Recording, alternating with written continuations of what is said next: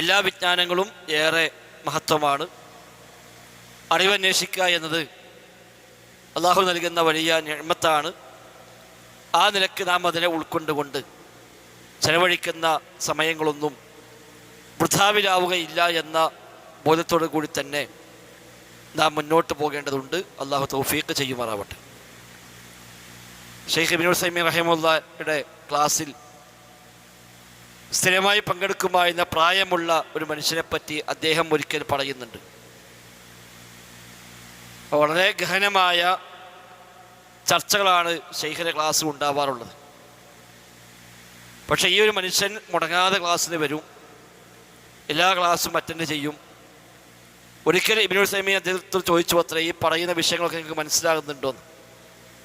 അപ്പം അദ്ദേഹം എനിക്ക് ഒന്നും മനസ്സിലാകുന്നില്ല, ഈ പറയുന്ന ഒന്നും എനിക്ക് മനസ്സിലാകുന്നില്ല, പിന്നെ എന്തിനാ ഞങ്ങളിങ്ങനെ എന്നും മുടങ്ങാതെ വരുന്നത്?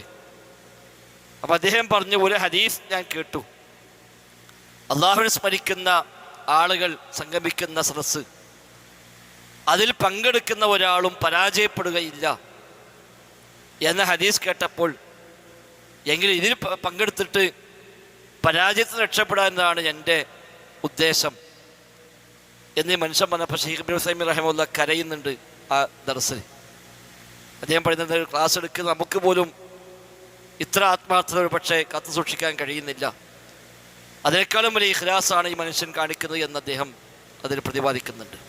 അപ്പം ചുരുങ്ങിയ പക്ഷം ഹുമുൽ ഖൗം ലാ യഷ്ഖാ ജലീസുഹും എന്ന് പറഞ്ഞ ആ കൗമിൻ്റെ കൂടെ ഇരിക്കുന്നവർ പോലും പരാജയപ്പെടുകയില്ല എന്ന നബിവചനം നമുക്ക് ഈ രംഗത്ത് മുന്നോട്ട് പോകാൻ ആവേശമാണ്.